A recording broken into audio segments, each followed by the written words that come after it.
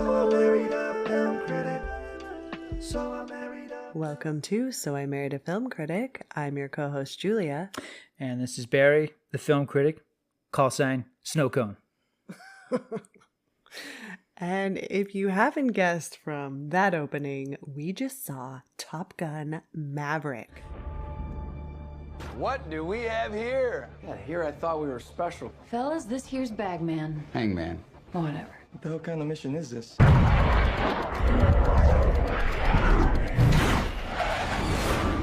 Everyone here is the best there is.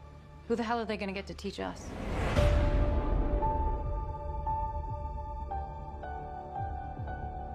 Captain Pete Maverick Mitchell. Let me be perfectly blunt. You are not my first choice. You are here at the request of Admiral Kazansky, a.k.a. Iceman. He seems to think that you have something left to offer the Navy. What that is, I can't imagine. With all due respect, sir, I'm not a teacher. Just want to manage expectations. What the hell? Good morning, aviators. This is your captain speaking. And we're off. Here we go. In 3, 2, 1.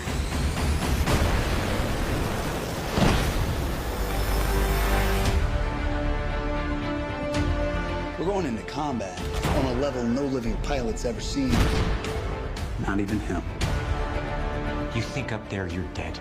Believe me.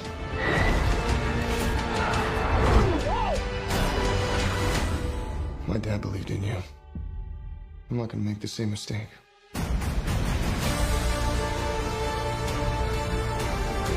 Someone's not coming back from this. Those are your pilots. Anything happens to them.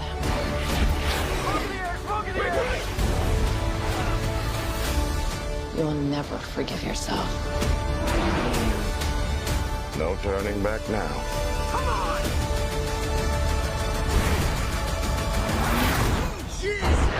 Having any fun yet?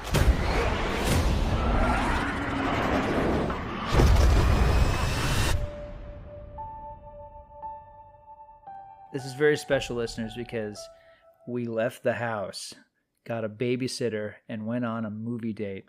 Woo!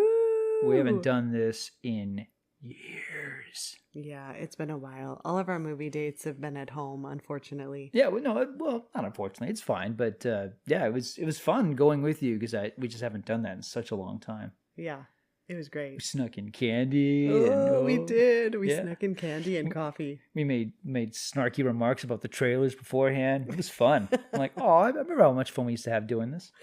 And what was our first movie together that you said that when we On started a date, yeah, the dating. first date movie we ever saw was a Tom Cruise movie, his Minority Report. Yep. Full circle. Yeah, the cruise circle. So, okay. Did you enjoy our date? Oh my gosh. Yes. From the moment we dropped our daughter off at the babysitter's, I was like, yeah. Yeah, that was weird. Like, what do we talk about? Because like the kid's gone. This is weird. This is like, this is like back when it was just the two of us. This is amazing. So I told you in the theater, I said, this movie better be good because my expectations are sky high.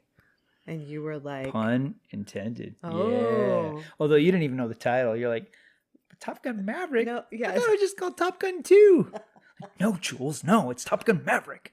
Come on. yeah, I didn't see a trailer, nothing. That's the best. That's the best way to see any movie. Yeah, great.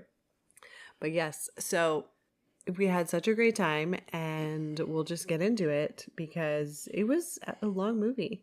Yeah. So this is directed by Joseph Kosinski. Obviously, the late, great Tony Scott is no longer with us and he did not direct the film.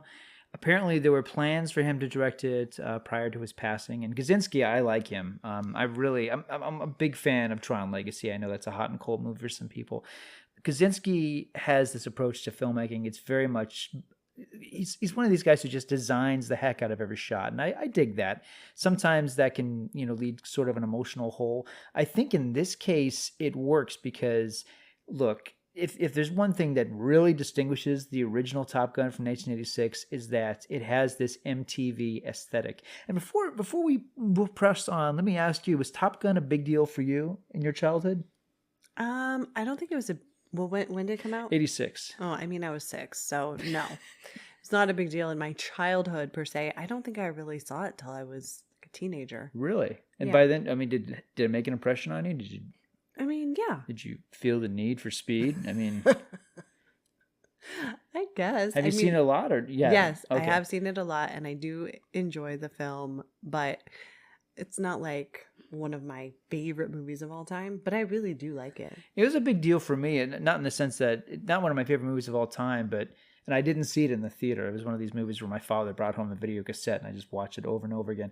And my dear friend John Spinella, who lived down the street from me, I remember going to his house, and he had purchased the video cassette, and he had it in his room. So I remember it was like, we're just a couple of kids playing with He-Mans and Star Wars action figures. I remember he's like, if you ever want to watch Top Gun, it's right here. I got it right here on my desk, right here on my desk. Top Gun's right here. It's right here. And I think I had a poster of it at one point. So, but I also had a poster of Born on the 4th of July and A Few Good Men on my wall during my teen years. So, Wow, you really had a thing for Tom Cruise. not a thing for Tom Cruise, or maybe I did have a thing for Tom Cruise. Who are we kidding?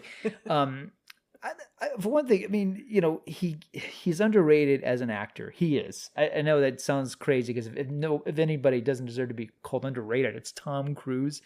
But over the last, I don't know, 20 or so years, it seems like everybody's focusing on the stunts, his movie star roles. He's an actor.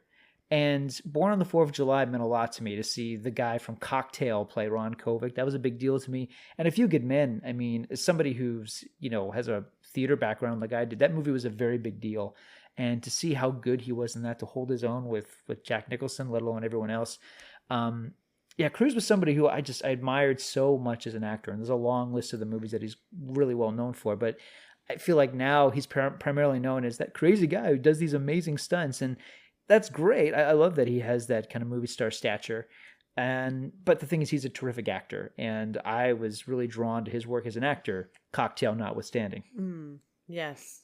Well, I think you can just watch Tom Cruise action movies, or you can kind of watch deep cuts, and then I think that shapes your opinion of him. I hope people check out the deep cuts because, I mean, the same year he did Top Gun, he did The Color of Money.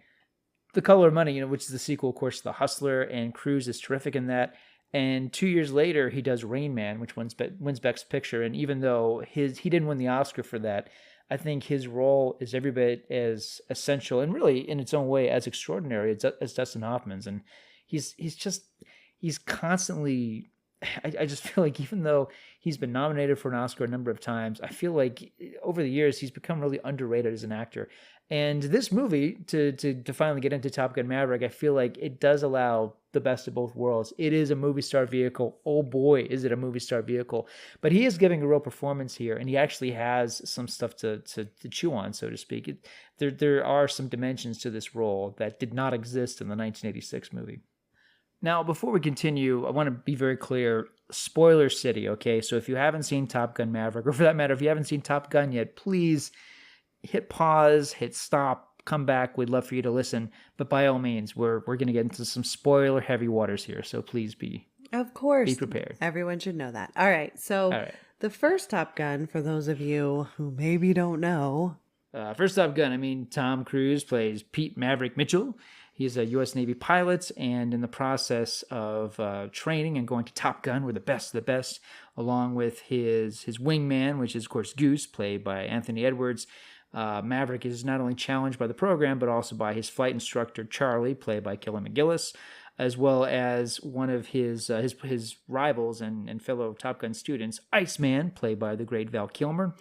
And during the training process, Maverick's wingman and best friend Goose dies in this tragic accident, and it's a very pivotal moment that really shakes Maverick's confidence, and in the midst of a struggle to even get through his year, suddenly a war breaks out, and all of the recent Top Gun graduates are called into their jets. Some kind of battle, yeah. In some vaguely described battle. Very vague battle. Yes.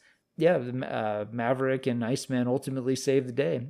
And it ends, of course, with the classic line, You could be my wingman. No, you could be mine. And everybody hugs, and you've got that. You've lost that love and feeling plays in the soundtrack, and yeah, everybody lives happily ever after, except of course for Goose's widow, played by Meg Ryan.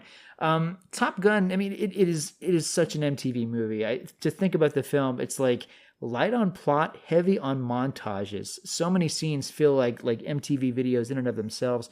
It has one of the great soundtracks, of course, the 1980s. The film won an Academy Award for its song "Take My Breath Away" by Berlin and Giorgio Moroder. It's a radio staple. It really is a beautiful, haunting song, and I've always loved it.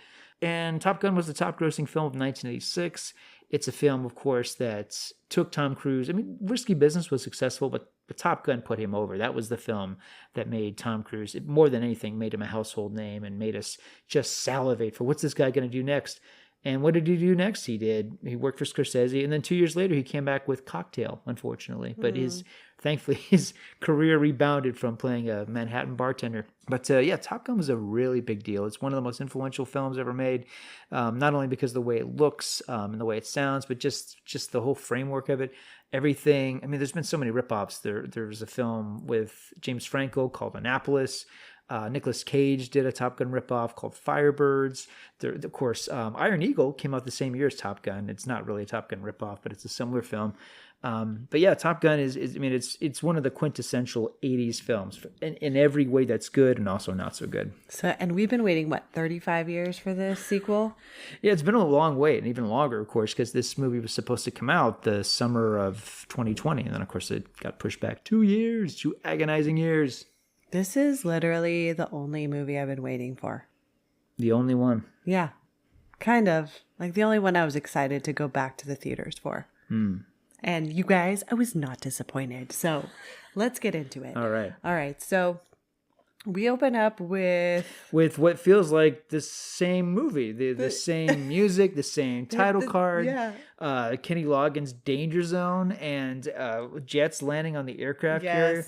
It is nostalgia, and it's awesome. And forgive me, listeners, I'm not technically proficient in military aircraft, so forgive me if okay, Barry, okay, it's a Mach 17 816 Spectre quadrant plane, okay? You should have mentioned that, okay? You got to differentiate your planes. I'm sorry, I don't know my military aircraft. No, we don't. I'm sorry. I don't either. So please forgive me. So it's a nice, cool, shiny airplane. Yeah, and Cruise is on the back of his motorcycle, and he's going super fast.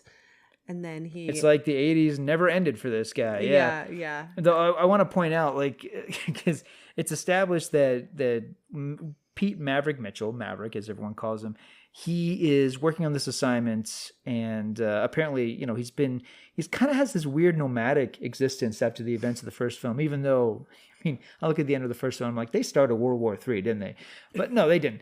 But basically, he could have had a very safe military career. As someone mentions later on, he could have been a senator by now. But instead, Maverick is kind of on the fringe, doing things that allow him his freedom, he just wants to be a fighter pilot. That's all he wants to be. He's always been something of a misfit and an outsider, and he's managed to keep that. But the thing that I love so much about the setup is there's a shot where we see Maverick's house, and we see his calendar, and we see on this date in red letters, it's like Tuesday is Mach 9, and Mach 9 is in red letters, and it's circled. And there's the calendar's like, dinner with Joe. Take Fluffy to pet groomer. And I'm thinking, this guy doesn't have a dull moment in his life. Because, for the rest of the movie, on his downtime, Maverick is, hitting on Jennifer Connelly. This guy, his life is really exciting for a dude who's seemingly, people are like, whatever happened to this guy? He's awesome. Just never stop being awesome. So he goes to Mach 9 Day, and he's greeted by his team. And they're like, oh, Colonel so-and-so is coming to shut our program down because unmanned drones are the way of the future. So, they're not going to be putting money into these programs anymore. He's like, you're going to have to. He's like, well, what if I go to Mach 10? Dun, dun. So he gets in the aircraft and they, do all their safety checks and takes off just as Ed Harris's character shows up. Ed Harris is Admiral Kane. what is his call sign? Hammer. Hammer. Yeah, because everyone's got a He's call gonna sign. bring in this down movie. the hammer. So he makes it to. Okay, he just makes it to Mach 10. It's very exciting, and then he decides to go over and destroy the plane. Because it's Tom Cruise. He must go beyond Mach 10. Yeah. And so Ed Harris is like, you know what? I would love to fire you, but I got a call and you're going back to Top Gun. Yeah, by the way, he's basically playing the exact same character that James Tolkien played in the first film, although it's a different character, which is odd. And by the way, don't get used to Ed Harris being in the movie. I mean, he's in this film for maybe 3 minutes of screen time, and Harris is fantastic. He totally owns it. His presence and there's just always something lived in about him, regardless of the role. But I would have liked a lot more of him in this movie. He seems perfect for this film, and he's barely in it. All right. Yeah. He exits the movie and Tom Cruise gets back on his bike and he goes to Top Gun where he meets. I love that you say Tom Cruise. I mean, it's the character, but really it's Tom Cruise on his bike, smiling, a completely unmotivated smile. A lot of unmotivated smiling by Tom Cruise. He's just in this movie. Excited about life. He's just Maverick is just psyched. Yeah. It's like Danger Zone is always playing in his head. Yeah. No matter what, brushing his teeth, showering, taking his dog to the groomer. He is just. It's always the highway to the danger zone for this guy. So this is where he meets John Hamm, who's in charge of Top Gun. Yes. And John Hamm, man, he just his call name is Cyclone. Cyclone. Yeah. He has it out for Maverick. He's like, you know what? I didn't even want you here, but Iceman called it a favor. This is interesting to me because on the one hand, it's established at the end of the film that, Iceman has this, this sort of a decorated career. Like he's gone. Yeah, but I mean, at the end of the first Top Gun movie, it's like he's like, all right, I'm going to acknowledge that you're awesome, even though I hate doing that because you and I have been rivals for this entire film. So I wouldn't have expected these two to become buddies. This is the thing about this film that I think is really smart and really interesting. I like how they've established what happened to these characters after the first film, and it's interesting that Iceman really did. He's real spick and span career, whereas Maverick is like always screwing up, but so decorated, so accommodated, so acclaimed, so awesome that he manages to just kind of get through these situations where it seems like he's going to be court-martialed, he's going to be arrested or thrown in prison. No, he has enough friends in high places to get him through. Yeah, definitely. So John Hamm's character tells him, "Hey, we got this situation. We're bringing in the best of the best from these Top Gun classes, and you have to train them for this new mission." And we find out the mission is essentially, I don't know, uranium base. You're an illegal uranium base that's being established by an unnamed enemy because Top Gun Maverick, like Top Gun 1, is a non-political military movie. Yeah, so we don't know what country it's in. We see all the jets, we see all the weaponry, we got all the machismo. The movie's got a lot of awesome slow-mo shots. It still looks like a military recruitment ad, just like the first one did. But like the first movie, no sense of history, no sense of... I mean, is it the Middle East? Is it Ukraine? Is it Russia? Is it in South America? We don't know. The enemies are always completely faceless. They have very vague flags. They have very vague enemy bases. Everything about them has like been scrubbed of identity. And you know why? That way, this movie, like the first one, could be shown all over the world. No one's offended. No one's going to watch this and be like, hey, that's us. No, I mean, who are they? No idea. Exactly. It could be Canada for all we know. We have no idea. So, okay, then he goes to the bar and we meet, and the bar, by the way, is called the Hard Deck, which I thought was kind of cool. And Jennifer Connelly's character, Penny, call sign single mom, yeah, owns the bar, and Maverick shows up, and he doesn't know that she owns the bar when he shows up. But okay, so apparently she was alluded to in the first movie. Yeah, this is my dear friend Aaron tonight was telling me, because Aaron's a Top Gun super fan, the character Penny that's being played by Connelly was mentioned twice.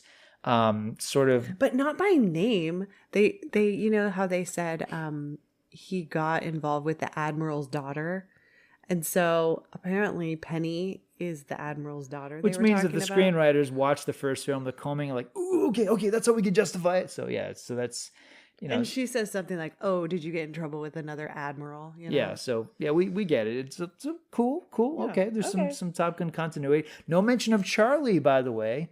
Kelly McGillis's character. I would have liked to have known what happened to her. I mean, clearly that relationship, even though it might have been fleeting, it was meaningful for Pete's sake. Okay, well, for Pete's sake. Oh, the puns. So, and then in this bar scene, we meet all of the new recruits. Yeah, the new Top Guns. Yeah, all the beefcakes. Woo! And because it's not the 80s anymore, it's a diverse group. There's a woman among the group. And I gotta say, like, this group, even though the actors they're giving it, everybody is very one note, and it's not unlike the new young crew in Independence Day Resurgence. You're just like, okay, these are the new guys that were supposed to be as involved with emotionally as the first one. But as I was saying after the screening, it struck me like these actors, as good as they are, and as much as they're trying to invest some life and to really stand out on these kind of one note characters, they don't have the crazy macho testosterone energy that Tom Cruise, Anthony Edwards, Val Kilmer, Rick Rossovich, all those guys had in the first film in spades. Like those guys, I mean, they seem like all they do is like just crush beer cans in their head. This new group, not so much. No, definitely like a newer generation. Yeah. And then we see that who is part of the new recruits? Goose's son, Rooster. Well, which is really silly, by the way. Brad Bradshaw. Bradley Bradshaw? Nickname Rooster. Brad Bradshaw. Rooster sounds like a name that they mockingly called him in grade school and just followed him his whole life. Yeah. Like, oh yeah, your dad's Goose. Yeah, well, you're Rooster. You know, they just like they said that to him in the playground. They just like, I guess I'm Rooster, and he just kind of followed him. Yeah. His whole life. And they made played by Miles Teller. Yeah, they made him look so much like his dad. You know why? The mustache. It's just the mustache. It's really not even the hair. Yeah, the hair, the nose. They found. Well, I mean, it's a kind of, yeah, you know, it's good casting. I mean, I agree. Clothes. He could be. Well, more importantly, it's not just that he's the son of Goose. He looks like he could be the son of Anthony Edwards and Meg Ryan. Yeah, sure, yeah. Absolutely. But really, it's the stash. I swear they like looked at the original, like, okay, we got to get each follicle exactly like Anthony Edwards had, and they just like made like a perfect fake glue-on stash for this kid. Mm-hmm.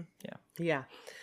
Okay, so anyways, we for some weird reason, we don't even have to get into it. They throw him out of the bar. This is a weird Maverick, bar because, like, I don't know if any of you have listened to this. Ever been to like Fuddruckers? How they have like a bell that you're supposed to ring before you leave if you had good service, which I'm sure just drives the employees insane. And this bar has like these really wonky details. People don't go to bars for this kind of nonsense. People want to get drunk. They want to get hammered. They want to be with their friends. They want to listen to Billy Joel in the jukebox. They don't want to like sit around and like, oh, it's time for bar games. But this is like a wacky, fun. I mean, this is really one of the most innocent bars. And I mean, really. Okay, well, the reason she has the bell is if she rings the bell on you, you have to buy the whole bar around. And everybody's like, yeah, woo, it's bar game time. Yeah, very. And so then his card declines. His card declines. Oh my gosh, I can't even talk. And Maverick's card. Yeah, they throw him out. They literally throw him out after he has, after he's bought rounds for everybody in the bar. No, he doesn't even pay for it because his card's not working. So he owes Jennifer Connelly a lot of money. But then this is the part that really just like tugged on my heartstrings because Rooster gets on the piano and starts playing Great Balls of Fire and singing and just like his dad did. And they have flashbacks from the first movie. Yeah, and by the way, I hope they paid Anthony Edwards and Meg Ryan a lot for using their likeness as much as they do, because there's a lot of flashbacks to them in this. It's from that previous movie. I know. They need to pay up because they got dialogue snippets and everything. They're really milking it. Even the young actor who plays the young Rooster in that film, even he gets some screen time. So they're milking it. The thing about this scene that doesn't totally ring true with me is that on the one hand, Maverick is hearing his dead best friend's son sing a song on the piano that his best friend normally would sing. And, obviously we're looking at Maverick's reaction. He's haunted. He's tortured. It's like, man, this kid, chip off the old block, plays corny piano just like his dad. But there's these reaction shots of Jennifer Connelly too. I'm thinking, why? Because she probably knows what happened. They just saw each other like 3 years ago. How much did Penny know Goose and Maverick, let alone that dynamic, let alone make that connection? She saw him 3 years ago. She saw Maverick 3 years ago. Yeah. Do you think Maverick was like, and then he used to play Jerry Lee Lewis? She knows about his history with his... That's a weird detail, though. Okay, it was in the paper. I'm sure it's like common knowledge. That he used to play Jerry Lee Lewis in the bar? Because that's what she's reacting to. It's one thing if... she's reacting to the look on his face. She knows who Rooster is. Okay, but it seems like she's specifically reacting to the fact that he's tortured over this song. No, she sees Maverick. Maverick, I'm so sorry he played that song. No, maybe he knows some Berlin. No, she knows that. Rooster, can you play some Kenny Loggins? Oh my god, we got a really sad patron outside. No, she knows the relationship between the two. Fine, but it still seems like, oh, she's on the same wavelength. I'm like, nah, come on. How much is she emotionally invested in Maverick's past, especially since they've had this on-again, off-again relationship? Yes, they've had an on-again, off-again relationship, but who knows how long it is when it's been on. Enough to have conversations. Really? About that? I don't buy it. I don't buy it. Do you really think that Maverick was that transparent with her? Well, if they had like an on-again, off-again relationship and... Don't you think he would be talking to her about like how he got to Mach 10? Do you really think he'd be talking about his dead friend? From 1986? I don't know, because they have a montage where they're talking and we don't know what they're saying, so... And by the way, they are talking. Just, not to put too much of a point on it, because Cruise and Connolly got great chemistry in this movie. They're really solid together. But let's remember, in 1986, Jennifer Connelly was in Labyrinth. Okay, the year Top Gun came out, Jennifer Connelly was in Labyrinth. She's not playing she her was actual very young. age. But, well, that's the thing. It's like how young, I'm talking about the age difference and also just how aware was she. When did she start dating him? Her movie age is not the same as her real age. So in movie age, what? Are they the exact same age? Yeah, I think they're pretty close. Okay. Yeah, because in real life, there's a difference. Oh my gosh. All right. You're focusing on the minors here. Like, she knows about like who Rooster is. She knows enough. All right, fine. She knows enough to be like, oh. It's contrived, but we'll move on. All right. So the next day, the new class is at Top Gun, and this is like an homage to the Charlie character. The whole movie is a homage to Top Gun, but yeah, exactly. So yeah, but they do have some similar. When Charlie shows up, in the original, it's the embarrassment of like, oh yeah, this is the girl we hit on last night. We all sang, you've got that, you've lost that love and feeling to, and in this, it's, oh yeah, this is the flight instructor that we threw out into the sand. Yes. Yeah. Now we're really embarrassed. Yeah, we're embarrassed that Yeah. So he's telling them. He's going to teach them how to dogfight. He's going to teach them how to fly, and push them past their limits that they've never done before. So then we start to get into some real flying. And this is when I was like, oh man, this is going to be exciting, because, they do the dogfighting where, if he kills them, quote unquote, they're out. And if they get out, they have to do 200 push-ups. But Maverick basically kills all of them. I always wonder about this because they never talk about the specifics of this. But it's like, I wonder, do they outfit these ships? Outfit is probably not the proper word. Do these the planes? Yeah, the planes. Yeah, do they the things with the wings? The flying things? Yeah, do they prep the jets before they go out? So it's like, okay, just so you know, no bullets.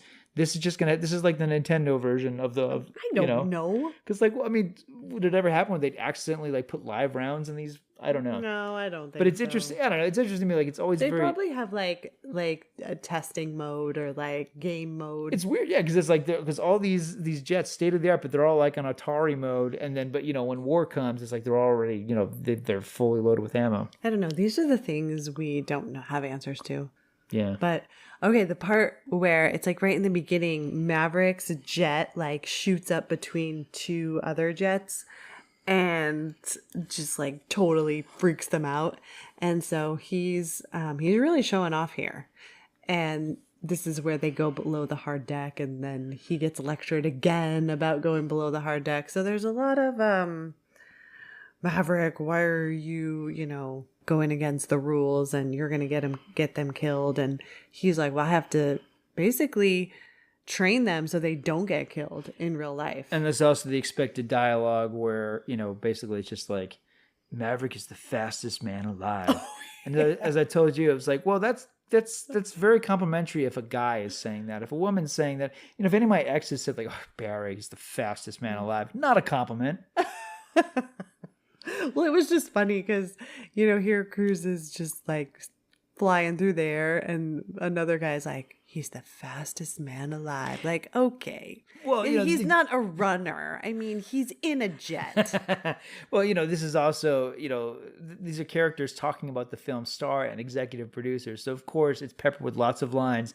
Man, Maverick is a legend. You can't hold a legend down. There's a lot of lines, kind of like when Stallone would play Rambo, and it's like you can't contain a storm like John Rambo. It's the same thing. Like you really get the sense, like I'm sure Cruz is like, you guys haven't talked about my character in about 3 pages, so we're gonna put this. I'm awesome, amazing, and go. So the thing about this mission that they're supposed to go on is that it actually is very dangerous, and they do a good job of explaining the whole uranium thing and where they have to go and what the dangers are. And I feel like the John Hamm character is just really blasé about how dangerous it is. Like he's okay with putting these, kids in danger. He's very practical about it. It's like war causes casualties. You guys are expendable because the mission is more important than you are. Yeah, and Maverick is like, my job is to train them to come home. Like, that's what my goal is. Which is why he's a good counterpart. And by the way, boy, does this movie need John Hamm so badly because, talking to you about the original, I mean, and look, I like the original a lot. In fact, there's things about the original I love, but the original movie is almost plotless. It's almost devoid of real conflict. It's just a series of scenes. There's no villain to it. There's a center of it. The actors are all very charismatic and they have their moments. And, Tony Scott directed the hell out of it. But the thing is, like, a movie like that needed a villain, needed a real conflict. And here, the whole thing about the uranium plant, I mean, that's already more of a plot and that's more of a MacGuffin than the original ever had. The movie really needs, like, okay, it's all about building towards that. And yeah, because you do get a sense of danger. Yeah, absolutely. The danger zone. And Hamm, I got to say, like, this movie needs him so badly because, like, on the one hand, we know how awesome Maverick is. The movie's always telling us how awesome Maverick is. But, like, John Hamm is to this movie what Idris Elba was to The Office. That was one of my favorite patches of The Office because, we know that Jim and Pam are adorable and that, John Krasinski and Jenna Fisher are adorable. But the thing is, to an outsider who would meet them for the first time, they're obnoxious and they're awful and they don't do that much work and they're really not, and Michael Scott is insufferable. And, outside, in the real life, you met those characters, you'd be like, they are awful. And Idris Elba, his character in that show is so great because he's an outsider who's coming in like this paper company is terrible. And John Hamm, same thing. It's like, we need this guy to remind us, we think Maverick is adorable because he's played by Tom Cruise. But if we were to meet this guy, this guy's insufferable. He does not want to play ball with anybody. So I love that. On the one hand, he's a jerk and he is, but he's providing conflict. Cruise really has something to play off of because there really is a tension there, and Hamm is really good here. So one of the things I love about this movie is I feel like there is more of an emotional center. And, in the first one, you do get the sense that Maverick and Goose are best friends and obviously his death is super sad, and because we've also met Meg Ryan, who plays his wife, and the whole thing is just really tragic. But now we're kind of seeing the aftermath of that tragedy with the son. And we see like Rooster sees that it's Maverick and is just like, oh man, like this guy. And, you kind of are like, oh, is he mad at him because, of what happened with the dad? Like, does he not think that it was an accident? Like, what's their history? And what we find out is that Maverick pulled his application to flight school, to the Naval Academy. And set him back 4 years in his military career. Yeah, set him back 4 years. And we find this out through a conversation that Maverick has with Penny. And the thing, though, that also comes out is she's like, well, why did you do that?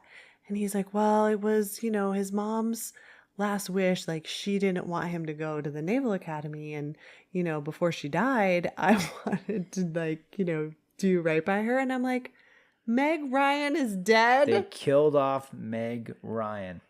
You monsters. In just an offhanded remark, I'm like, wait, Rooster's mom is dead? Like, how? Why? Like, man, this kid, what a tragic life. But I feel like there should be more of that. I mean, like, both of his parents are gone. So, like, his only surrogate parental figure is basically Maverick. So, of course, this is torturous for him. Right. I have two theories as to how Meg Ryan's character died.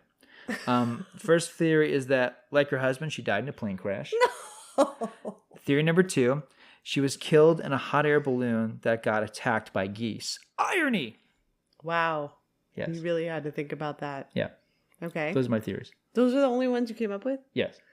Okay. Those are the best of the best. Okay, so the best of the best. My theory is that she was so distraught from the death of her husband that, I don't know, she got so stressed out that I think the screenwriters were like, let's just pretend she died of cancer. And that was their like justification, which is horrible. Do you think, like her husband's dog tags, that she just threw herself off an aircraft carrier? No, I do not think she committed suicide. Oh my god! I'm coming, girls. That's so sad. Okay, what I wish they would have done was that Maverick would have just said like, yeah, his mom didn't want him going to the Naval Academy, and she retired in like Seaside, Maine, and now she's just like married to some lobster diver guy, and just living her best life out on the East Coast, and that's why we don't see her. Lobster diver guy played by Antonio Banderas. Yeah, she married up. Movie I'd like to see, actually. I despise that they didn't bring her back. And by the way, you don't need to have Meg Ryan in the entire film. But look, there are all sorts of moments at the end where she could have popped up and said, "I'm proud of you." Not. Or just she could have just been on the phone, or a photo, or nothing. Well, we get scenes from a movie made in 1986, but no, it would have been nice if Meg Ryan was in this because, of course, we care about this kid's mother and we want to know what happened to her because obviously Goose was her whole world. Obviously, we see how shattered she was at the end of the first film. It would have been. I mean, the movie made such a point because that could have been a nothing role, but Ryan really stands out in that film. It would have been nice to have had some follow through. What if Meg Ryan just said, "I don't want to be in your stupid movie"? Well, she'd be justified, and they'd go, "Well, Meg Ryan will pay $1 million," and she'd be like, "Okay, when can I show up in the set?" Yeah, I will give you 1 minute of screen time. $1 million for women. Okay, so she's not in the film, but who is? Val Kilmer. Val Kilmer, Iceman becomes a big part of this plot, which is really cool. I wasn't sure how they were going to do it. As most know, Val Kilmer lost his ability to speak a couple of years ago. I don't know if that's permanent. I don't know what's exactly what his health situation is. Kilmer is a fantastic actor. I love Val Kilmer. So I was very curious how they were going to integrate him into the story. Cruise went on the record years ago saying that he would not do this movie without him. He was adamant that Kilmer's in it. And it's cool. Like it's funny to think that at one point they had a relationship like Maverick and Iceman, but as they both progressed in their careers, apparently they both were constantly congratulating each other and keeping in touch, which is really neat. So apparently Cruise was like, we got to have him in here in any way. So they found a way to justify Kilmer's current health condition. They found a way to make him integral to the story, even though he only has one actual scene. And that scene, I think, is beautifully written. For me, it's the scene of the film, not just because I'm nostalgic for Tom Cruise and Val Kilmer, of course. There's some truth to that. But for one thing, Kilmer, even though the scene is written the way it is, where they're communicating over typed lettering, I found it to be so heartfelt, and I love the emotion that Kilmer is bringing to his screen time, even without use of his voice. And the scene ends on a really funny note. I love this scene so much, and it moved me so much. Well, and it's sad because, Iceman texts him and says, I need you to come see me. And then when Maverick gets to the house, his wife says, yeah, it's come back. By the way, the wife is played by Jean Louisa Kelly, who is the older sister in Uncle Buck. She's in Mr. Holland's Opus. She's a fantastic actress. She's so good. I love that she's in this because she's got one scene, she's got one line. Basically, she talks about what's going on with Iceman, and she's so moving and so touching. I love it. They found a top gun of an actress, and they're like, yeah, we just need you to have one scene with Cruise where you just kill it and steal the movie from him for about a minute and a half, and she does. Mm-hmm. Yeah, and in this scene, we find out that Iceman is sick, and eventually they do have a funeral for him in the movie. But before that, he basically helps Maverick by saying, like, you have to let go of what happened to Goose. Like, you finally have to just, like, be at peace with everything, even though it's not going well with Rooster right now. He tells him, be the man, be the teacher that Rooster needs. It's interesting. I mean, everything about this movie, from a scene-to-scene, plot-by-plot basis, is basically reflecting what happened in the original film. It's very much like Ghostbusters Afterlife or Star Wars The Force Awakens. And in this case, Iceman is operating in the way that Tom Skerritt's mentor figure did in the original film. And the fact that there is not a death scene necessarily, but there is an incident in which a tragedy occurs that really shakes up the morale of the group that Maverick is training. So there's a lot of echoes to the original film. I think it works, and one of the reasons it really works is Joseph Kosinski is not really aping Tony Scott's style. This is not an MTV movie. This is not a film that's composed of mindless montages. Although I gotta say, like, I really have been thinking about the equivalent of the volleyball scene in this film, which is in this movie it's a touch football game on the beach. So, you get your beefcake, Yeah. which is, what the ladies are here for. And then, again, it's like, this is why this character is so good and this actor is so good. John Hamm shows up. And there's a really funny shot where he's like, where is everybody? Like, he was walking past the flying things with the wings. Oh, jets. He's walking past the flying things, and he's like, where are they? And then he shows up on the beach, and he, gives... He's like, what are you doing? We have limited time. Why aren't you training? Yeah, and it's great because, again, it's like, we think it's great that he's like, that Maverick is like doing a Miyagi. It's like, but they're learning to work together, through football. Wax on, wax off. You wanted a team? There's your team. But really, Ham is right. This is ridiculous. They're fighter pilots, and they're using precious time. The movie is on the clock. We're establishing we only have a couple days, we only have a couple hours. And they're playing tag football on the beach when they could be learning maneuvers by flying these planes because they're the best of the best. He's right. It is ridiculous that Maverick is doing this. He is right to call him out on this, and he's right to be angry at him. Yeah, but he also sees the point. Like, he needs these pilots to trust each other and to be working together. Because as we see in some of the earlier scenes, they're both great. They're all great individually, but when they're flying in teams, they're leaving each other behind. They're not communicating. There's a series of scenes where they show them fly, they show the mistake, and then they're in the classroom, and Maverick's like, why did you die? Like, why did you end up dying? And they're like, well, I didn't communicate with my partner. And he's like, are you going to say that at this guy's funeral? Like, what are you going to tell his family? I mean, it actually, I thought was a really, like, well done scene. because these I'm calling them kids. They're probably in their 20s, but To us, they're children. To us, they're kids. But they're just making these mistakes because they're great pilots, but again, working with a partner, a wingman, a teammate. I mean, they don't have that skill. And there's no better way for these young but troubled pilots to learn to be synergistic in their aircraft maneuvering than to play grab-ass football on the beach shirtless. So yes, thank you, Maverick. Yeah, thank you. Thank you for getting these muscled up bodies all shiny with oil so we can, okay. And by the way, this is, of course, Jerry Bruckheimer was one of the producers of this film, of course, but they also have Don Simpson listed in the credits, which is Don Simpson died decades ago. Because it used to be Don Simpson and Jerry Bruckheimer, the Visionary Alliance. Okay. And now we only have one of the two. But like Don Simpson, I mean, where do the checks go to when this thing makes $1 billion? Because like his estate. Okay, moving on. All right, so you don't want to talk about Don Simpson? That's fine. No. Save that for another podcast. We'll talk about Pride and Prejudice. I'll be like, you know what I'm really thinking about? Don Simpson.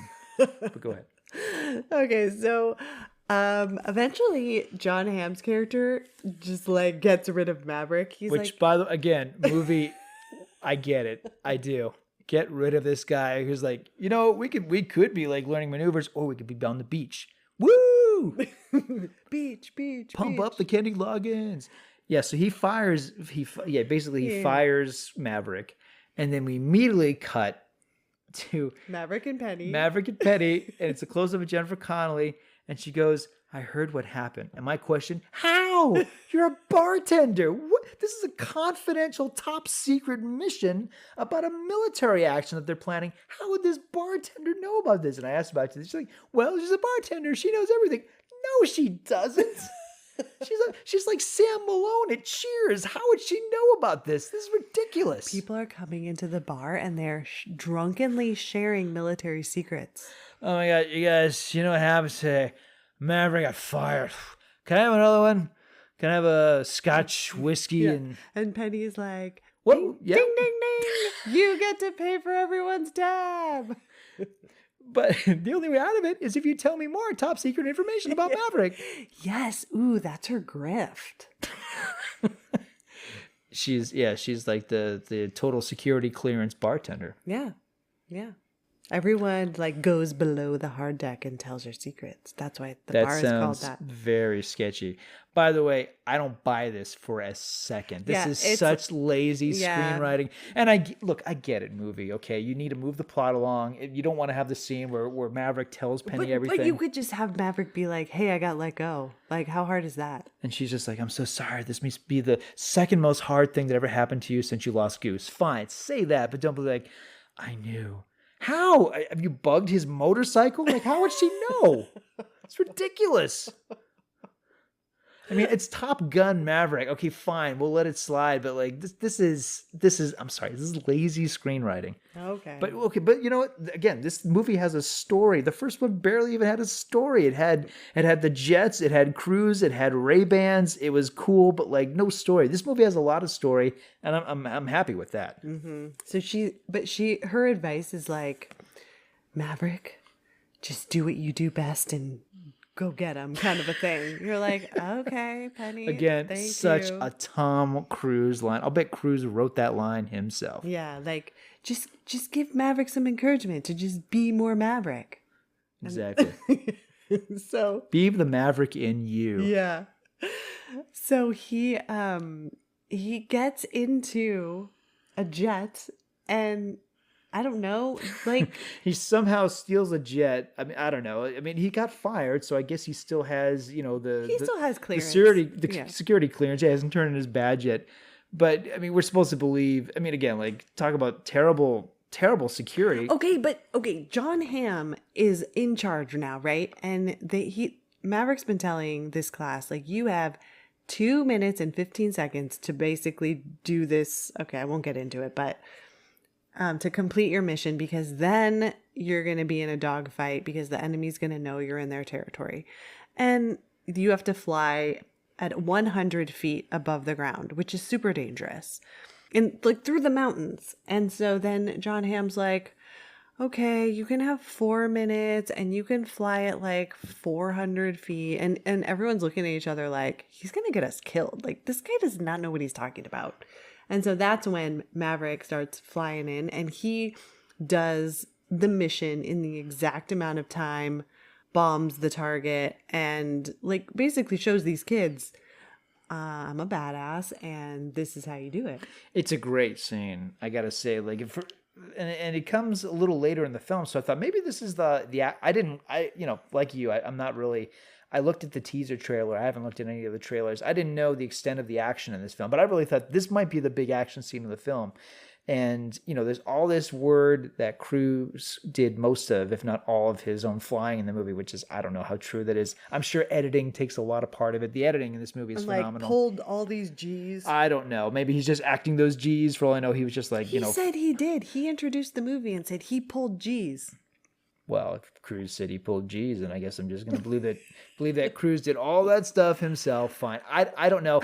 And if anything, like, I worry about that too, because I think this movie is going to make $1 gazillion, and I think it's going to be one of the most beloved films of the year. It might even be up for some Oscars. And of course, when it comes to awards time, someone would be like, hey, wait a second, Tom Cruise only did 85% of his flying. And it's going to be like, remember when everyone got mad at Natalie Portman, like, hey, wait a second, you only did 90% of your ballet dancing in Black Swan. There's 10%. You didn't do that. You're a liar, Natalie Portman. Oh, wow. Do you remember that? And I thought that was so awful. It's like, you guys, do you know how hard ballet is? I mean, even if she did half of her ballet dancing in Black Swan, that's incredible. Okay, Tom Cruise said he did all of it, so whatever. We're just gonna believe. Yes, all right, fine. We're gonna believe it. We'll believe the legend, which is probably not the reality. Again, like I think Maverick is Mavericking. I think the editing plays a lot of it, but all that to say, like this scene is so exciting. So excited to see him like turn the corners, like ugh! Like just do that painful Maverick O face every time he hits. Ugh! Just do that corner. And we just see how awesome he is, and of course we see John Hamm like, hey, like he really is amazing. You slowly see the change and but then he gets appointed to be the team leader for this very dangerous mission.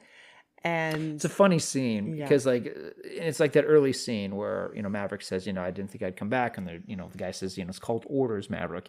And here where Hamm is talking about whether he wants Maverick to be the team leader, and Maverick basically like woo, and the man standing next to him says like he was speaking rhetorically. It's great because again, like Maverick he just doesn't have a lot of respect for military protocol. Mm-hmm. So now Maverick has to pick his team, so he picks the people that he wants, and goes back and tells Penny like, hey, I'm going on this mission. And I feel like he's sort of saying goodbye to her, right? In this, like it could be goodbye, because there's, as we know, that there is an element of a suicide mission to this, right? To this, it could be a suicide mission, So he's in his nice like white, dress and suit, or not suit. What do they call it? His uniform. Yeah. Oh man, the guys who do the airplane thingies with the wings. They wear these really nice suits with patches. They got like medals of honor and stuff. Yeah, stuff like that. Yeah. So he says people who are in the military are listening to this right now are disgusted. They hate us right now. If they're still listening. We don't. Thank you. Sorry, we don't know what we're talking about. Sorry about that. I didn't say it's not. So I married like a naval officer, so we don't know about this kind of thing. Thank God. I'm a naval officer, and I do one of those, one of those cars with wings, jets. That's what I do. I fly a jet. Okay, that's the ticket. So Maverick appoints Rooster as his wingman. Oh, he made Goose's son his wingman. I know, and it's like, oh man, And I don't know. Is Rooster happy about this? I think no, it's not at all. He's not happy. No, I think, and to the movie's credit, it's not one of these things where after 15 minutes of screen time, like, hey, you're all right. No, like over the course of the film, I feel like he just hates Maverick more and more and more, which is honest. Yeah, because they get into it, and he's like, "Why did you do that to me? Why did you mess up my career?" The whole thing about the military career and and what he did. I think that's really smart that's there, because it's not just about you killed my father. It's it's like like Apollo and Apollo Creed and Rocky Balboa. It's not that thing. It really is like, no, like he really did interfere with this young man rather than be a comfort, rather than being surrogate father. He really did screw up his life in a profound way. And the fact that this thing, you assume that everybody who knows the story of how Goose died realizes that, yeah, of course it wasn't Maverick's fault. It's just something that happened. But adding that to what he did, it's like, yeah, this guy is a monster, And in the fact that he's so good is also like Rooster's going like, this is the person I cannot be. I cannot defeat this person. I don't match up to this person. And this person probably doesn't approve of me because I'm not him and I'm certainly not my father. Yeah, definitely. All right. So now we're getting into the actual mission part of the movie. And they, it's typical like fighter pilot, like there's a control tower and they're getting in their planes and they're getting ready to go and they're flying in formation and they have to do, talking like, all right, Maverick, it's up to you. Everything looks good. Our lack of military. It's really showing. It's amazing. Wow. So yes, they go on the mission. They go on the mission. And there's a great, part where Rooster is not flying as fast as, everybody else. And he has to, he's like, talk to me, Dad. Like he has that moment. And it's very odd, but okay, movie, fine. Talk to me, Goose. Yeah. And Maverick does it a lot too. He does that a lot too. Yeah. Talk to me, Goose. Like, is Goose's ghost going to show up or something? Oh, man. Is Goose going to be like a force ghost? Rooster. Use the force, Rooster. Okay, but this is where I turned to you and I said, oh my gosh, are they going to kill Maverick? Because I realized this movie doesn't really have anything to lose by going in any direction with this screenplay. Yeah. And so I was like, it's a possibility. I just was like, it is a possibility. I didn't feel like this character was invincible anymore. And I think that's good. I completely agree, because for the first part of the film, I'd say the first half of it, I really thought Cruise is giving a very self-conscious performance. He's clearly loving being back in this character. He resisted Top Gun 2 for so much of his career. And of course, Paramount's been salivating at the idea of a Top Gun 2. And for the beginning of the film, again, it's like so much unmotivated smiling, so much sunglasses wearing, so many close-ups of him riding a Harley. You really get the sense like, okay. It's not a Harley. What is it? It's not a Harley. It's like a bicycle with a motor and it spins and it goes fasty fast. I don't know, but it's not a Harley. Okay, I'm sorry. I don't know. Let's tally it up. Another thing I don't know my planes. we And I don't know my bicycles with motors. Bicycles with motors. Yes, call it that. Yeah, it hasn't got any bicycle, but it's got a motor in it. Oh my gosh. No, but the point is that the Maverick character is going, I felt like he is going on a real journey throughout the movie. Thank you. My point being that Cruise is very like, it's a movie star vehicle, but by the time you get to the second act of the film, the story is getting a bit as tough and dark as this movie can get. And Cruise is willing to go there. And the character is haunted. The character is insecure because of, his legacy with Goose, which now he's completely facing and dealing with the fact that whether it was his fault or not, he feels like a failure. And he feels like, for all of his ability in the cockpit, there's so many things that no, I don't think he doesn't feel like a failure in the cockpit. He feels like a failure with this kid in real life. Yeah. Okay, so finally, Rooster has a moment of like, don't think, because that's out there, the whole thing. Well, Maverick tells him. Like, don't think, just do. And so Rooster gets like back in the game and he's like, all right, I need to go faster. That's all Maverick needed to tell him the whole movie. Yeah, I need to go faster. Flip a switch. Or I'm dead. Yeah. So they hit their target, and thankfully this uranium plant is now out of commission.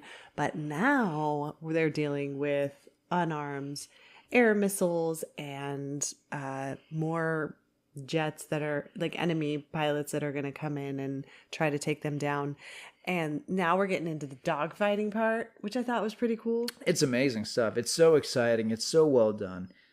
When Top Gun came out in '86, like some of that footage, even though the movie was so well edited and the sound is terrific, but some of that footage, I thought there's some stock footage in here too.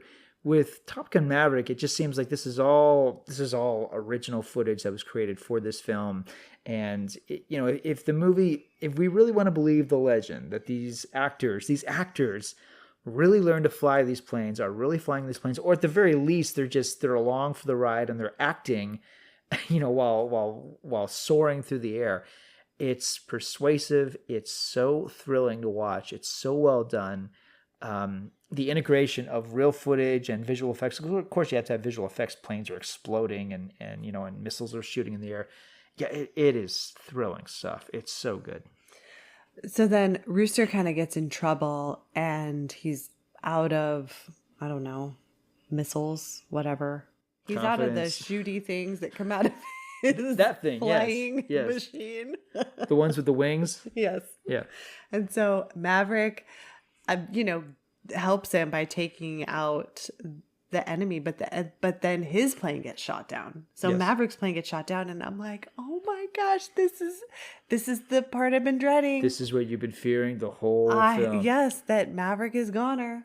And so Maverick's last stand. Yeah, so John Hamm is like, you tell those, you tell them to get back to base, like, because they want to go out after Maverick and see if he's okay. Like, no. And I think a part of John Hamm is like, thank God this guy is dead. I'm putting my career, years of being in the military on the line for this loose cannon. Oh man, okay, yeah. Well, we'll have a funeral. Well, we'll alert Meg Ryan. Fine, like we'll tell Charlie to come by too. Meg Ryan is already dead. Oh, you're right. Yeah. So no Meg Ryan. We'll call McKelly McGillis. She's like the only original cast member left, and we'll get a bagpiper and the 10-gun salute. Oh my gosh. Okay, but then we see that Maverick is alive because it's Tom Cruise. He pulled his chute. Like he pulled his ejector seat. I mean, how do we know this is a movie? Not a broken bone, not a singed hair follicle, not a single broken nail. I mean, it's like he just woke up in a park after a night of partying. Right. Yeah. So there's kind of a wild scene where an enemy helicopter tries to get him, and then who comes to save him? Rooster. But then he pulls his ejector seat, and so Maverick is running through this like snowy forest to find him, and they meet up with each other. And Tom Cruise is just like, what are you doing? I saved your life. And Rooster's like, I came to save your life. And he's like, but why? And he's like, you told me not to think. Just do. And they both just have this moment of like, oh yeah, you're right. I did say that. That's great. They kind of laugh. It's a nice bit of humor that kind of undermines how absurd this plot is becoming. Yeah, because now they're we don't know where they are. They are behind enemy lines, just like the Owen Wilson film. There's running and there's a helicopter shooting bullets at them, and of course none of which hit their target because Cruise can run faster than a bullet. Yeah, well, he's the fastest man in the world. I loved it when he was like running in his full gear. I'm like, for one thing, that's got to be hard to run with that much gear on. But two, I love that Cruise is like, no, it's got to be in the movie. Yeah. I got to be running. I got to be running. It's in the contract. He always has to run. It's established that where they are, that the Americans like blew up this airstrip, and so that he's like, we're gonna steal one of these planes. And he's like, but there's no runway. We just blew it up. They're able to infiltrate the enemy yard with all the planes and all the military craft, and not to mention all the enemy soldiers. And again, like steal the plane. It's almost and take like off and like actually get into the air. It's almost like they digitally erased every sense of an identity of the enemies. We never see any of the soldiers. We never see their faces. There's no accents, nothing to indicate where we are. So, I wonder if they're in Siberia, because there's snow. it's so vague. I mean, it could be Duluth. We don't know. They're just like, It's American territory. This is back when we had those problems with Duluth, you know, that crazy war. oh my gosh. No, I mean, seriously, I mean, it's, you know, again, like, I get it. It's a commercial decision. As an artistic one, it's lazy, but you know what? Fine. The movie doesn't want to take a political position. Fine. I get it. That's fine. But this plane is so old. I mean, I don't know. But like Maverick, it may be old, but it's among the best of the best, because in order to use it, you got to go on sheer instinct. Oh my gosh. So they're trying to fly home, and By the way, the plane, not only does it work completely to what they hope it would be, but of course, like, it's one of the easiest. I mean, not only what terrible security this base has too. So Rooster and Maverick are able to infiltrate the enemy base, just casually run around, and get this foreign plane, and they're able to take off, and you know, it's barely. okay, but then the enemy MiGs come up on it pretty quickly to establish like who's in this plane. Is it our guy or the bad guys? And these guys have like black helmets on, so we don't know who they are. But black helmets, so that means they are the bad guys. Bad guys, just like Darth Vader. So you know, and then they're doing all these hand signs, and Cruz is like, just you know, like just do like a hand sign, see if we can wing it, and you know, you hear on the radio like, no, that's the password for the house. Oh my gosh, no! Don't bring up Eyes Wide Shut. I can't make an Eyes Wide Shut joke. Tom Cruise is in that movie. Oh my gosh. What's the password for the military base? Fidelio? No, that's not correct. You're going to have to take off your helmets now. Oh my gosh. So anyway, yeah, so it's a funny bit of business where, you know, like Rooster and Maverick are like basically doing the Macarena, and it's not working. So suddenly the guns come out. Yeah, so there's a big dogfight again. They get one of the bad guys, but then the other one is still going after them. They run out of all of their guns and everything. Their blowy up stuff and the boomy stuff. Mm-hmm. Yeah. Mm-hmm. All their blowy up stuff. They run out of that. And then one of the other guys who we haven't even brought up, Hangman, he comes out of nowhere and kills the MiG, like blows it up. Hangman, this movie's equivalent of Iceman. His arrogance he mirrors Maverick as well, a young Maverick. And the movie is wise when it comes to how it uses him in the climax, because this character is not endearing at all. Kind of annoying. But he's so front and center for so many scenes. You go like, is the movie really gonna like make him one of the main characters? And thankfully, no. He's just he managed to be more background color for this movie. Mm-hmm. Yeah, but he was like, he gets, you know, he kills off the bad guy, and then everybody gets safely home. So that's good. Well, I'd say it's better than that. That's better than that. I was it's like the happiest of happy endings ever. This is amazing. The movie gets away with the insane contrivance of these two Americans who are able to just very easily steal an enemy jet, and then even with that lo-fi technology, they're able to defeat the enemy despite, you know, the obstacles that they face. And I mean, it's a last minute saving grace. Mm-hmm. Yeah, so Maverick and Rooster become BFFs after that. They do. You know, and we see that Maverick goes back to the bar, and Penny's not there, but, you know, she'll be back. And then Maverick and Rooster kind of become like father and son. Like, I don't know, they're working on like engines together. And then Penny comes back, and Maverick takes her up in a small airplane to the soundtrack of Lady Gaga. Yeah. Yeah. I don't like that song. It's just, I think it's trying a little too hard to be a classic. You could really, you know, there's so much stuff that Lady Gaga's done that I love, and some songs that she's done that are really beautiful. This is, I don't know, maybe it'll grow on me. I don't know. I kind of doubt it. But they're in like a really small plane, and he's doing like loop-de-loops. I'm like, Penny has totally thrown up by now. And I'm wondering, like, you know, did Jennifer Connelly like is that really her in the plane? It probably is. I don't know. I don't think Presumably. Tom Cruise would have it any other way. Yeah, that's He's true. like, if you don't get in this plane, I'm finding another co-star. You think they made Jennifer Connelly get like her pilot's license like everybody else in the cast? No. She's like, I'm playing a bartender. She's like, no. You got to get your pilot license because we're all getting it. He probably made her get sailing lessons. Ooh, I'll bet. Yeah. Like, you need to become a professional sailor because you have a scene on a boat. Okay, you're playing a bartender, so you're going to watch Cocktail, and then you're going to learn how to sail a boat. Yeah. So here's a video cassette of Cocktail. It's a video cassette. I know those are old, but, you know, you and me, we're 80s kids, so I know you got a VCR at home. You and Paul Bettany could watch it together, and then you got to learn to sail a boat. And then I'm going to take you in a plane. We're going to go upside down in your throat. It's going to be great. It's going to be great. Welcome to Top Gun. Welcome to Top Gun 2. So that's Top Gun Maverick. We didn't mention a really goofy scene at the beginning of the film, and it's like, you know this is a movie because early in the film, going all the way back to the beginning, early in the film where Maverick crashes and he walks into this old-timey Norman Rockwell bar, this diner, remember? Oh, yeah. And he's covered in like soot and ash, and he like, you know, and he disrupts the entire bar, of course, the diner rather.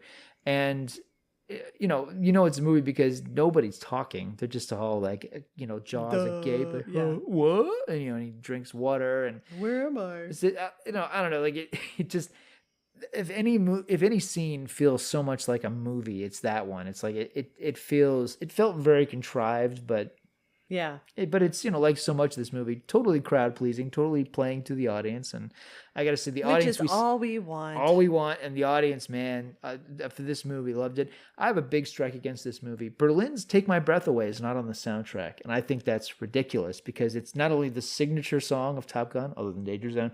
It won, you know, it's an Oscar-winning song. It's a big fat hit song. They find you got Danger Zone in this movie. You even got the original Harold Faltermeyer like electro score, but no "Take My Breath Away." That's ridiculous. Because Maverick and Penny don't have like a hot, steamy sex scene. They have like a pillow talk cuddle session. Can't have "Take My Breath Away" with the pillow talk.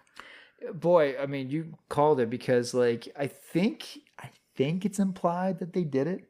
Kind of. Yeah, but she's fully clothed the entire time. But Cruise has his shirt off because it's 2022. And it's not a silhouette like in the original film where you see them totally like tongue wrestling. No, which is no. probably the thing that got the original you movie a PG barely rating. see them kiss. Oh my gosh. I swear it's like something out of the Babysitter's Club. It's like the cutest, most chaste PG tryst, if you will. Like the setup is sexy because she walks into the house, she leaves the door open. It's like, hey, all right. But no, we don't know if Maverick really is the world's fastest man. We don't know. Just that he climbs out the window afterwards. Great moment where he sees the daughter, who is actually a very engaging character. The movie gives her a few nice moments. The daughter sees Maverick and says, like, just don't break her heart again. Yeah, which is great. Yeah. But still, I mean, considering they've got good chemistry in this movie. This role Connolly's playing, I mean, really, it's the girlfriend role. It's a nothing role. You know, I think it's like if they couldn't get Connolly, they probably would have went with Diane Lane. But like Connolly kills it. She's so good. She brings such heart and dimension to this role of just like the exposition character. Yeah. But no, no passion. No, there's no "Take My Breath Away" because there's I don't know, like she's fully clothed. He like lays on top of her, kisses her, and then it cuts to him laying down without his shirt on, and they're just like talking, but you can't hear what they're saying. But then it also presents the thing of like, well, if this really is all that innocent, then he's just put his freaking shirt back on and go downstairs and be like, hey, I was helping your mom install a light bulb. Well, maybe they just didn't show everything, but it was just like the way that he's laying, you can tell that he doesn't want to be fully laying down. He doesn't want the double chin action. How would you think? Yeah. It's Tom Cruise. I'm sure. He surgically had the double chin removed. No, I'm not saying he has a double chin, but you know, if you lay down a certain way, it's not as aesthetically pleasing. It's Maverick. Maverick doesn't have a double chin. No, but I think the way that he's like laying in the scene, I'm like, oh, he purposefully was like, you make sure I look good here. Yeah. Well, yeah. I mean, so much of this movie is about aesthetics, about optics. But maybe a little more passion would have been nice. I think it would have been fine to have the Berlin song because it's not like that's only Maverick and Charlie's song. No. That relationship happened back in 1986. I'm sure he's been with a lot of chicks since then. He's been like, hey, want to hear some Berlin, huh? I think you are too obsessed with it. That scene didn't need that song. In the original? No, with this. Well, I'm not saying the scene with the two of them like having a snuggle party in the attic needed the Berlin song, but I mean, how about when they're on the motorcycle together? No. And I was even pontificating when the movie was over. Like, I kept waiting for them to get married, that he was finally going to settle down, and there'd be a montage. He does tell her, "I'm never leaving you again." Yeah, so I'm waiting for a montage, like the wedding montage, and that would have been perfect for Take My Breath Away. All right, I'll give you that. If they had had a wedding montage, fine. But there was not an appropriate time for Berlin. There's always an appropriate time for Berlin, Jules. All right.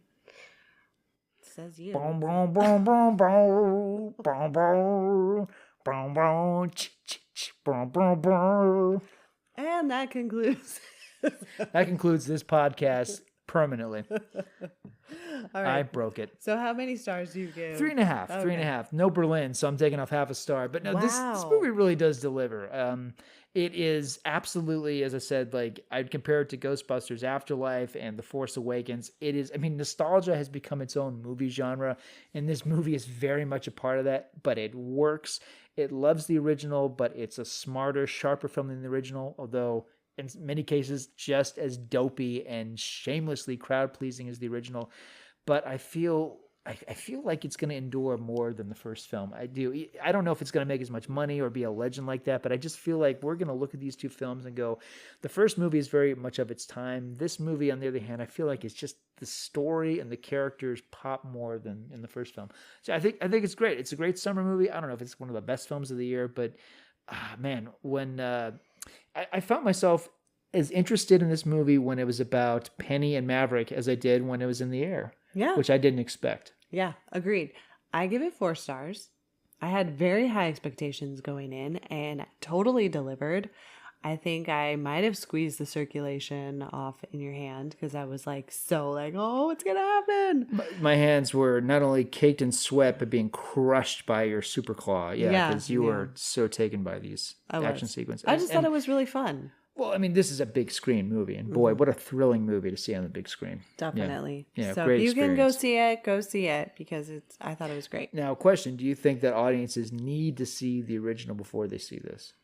If they've never seen it, yes. I'm sure there's a whole generation of young people, who know Tom Cruise because he's Ethan Hunt, have never seen Top Gun. Okay, well, I think they have enough flashbacks that if they've never seen it, it's still going to make sense. Fair enough, yeah. So I don't think you have to, but I agree. I think it does the same thing that Creed does. Yeah, absolutely. Yeah, it fills in the gaps if you're not familiar with a movie that came out back in 1986. Well, why wouldn't you? Why wouldn't you watch it?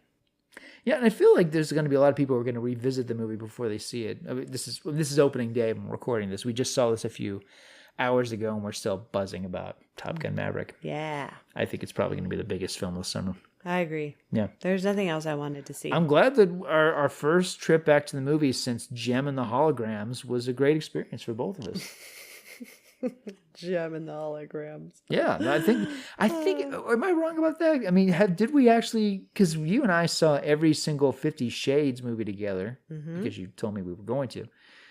And I, being your loving husband, of course, I'm like, yeah, okay, we'll do that. But did we actually get am I wrong about that? Did we actually get a sitter for our dear daughter and leave her to see 50 Shades? Yeah. Okay. I think we did. Man, that's so embarrassing. I know. So embarrassing that we saw all 3 of those movies in the theater. It is. It is really embarrassing. But okay, would you change the ending? Would you add a wedding montage? I would at least have Berlin playing over the end credits. Oh, okay. I'm all about Berlin here, folks. The movie's great, but you don't do a sequel to Butch Cassidy and the Sundance Kid and not have raindrops keep falling on my head on the soundtrack. You don't do that, okay?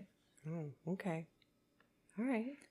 Is that your only critique? Well, it's a completely contrived movie, and it's absolutely, as I said, this movie loves Tom Cruise as much as yeah. There's no okay. That's not even a complaint. Well, would you say this is a vanity project? No. Really? No. I think Mission Impossible is our vanity project. Really? Yeah, I think this is a nostalgia movie for 80s kids like us, and I think he really gave a character turn along with his leading man role.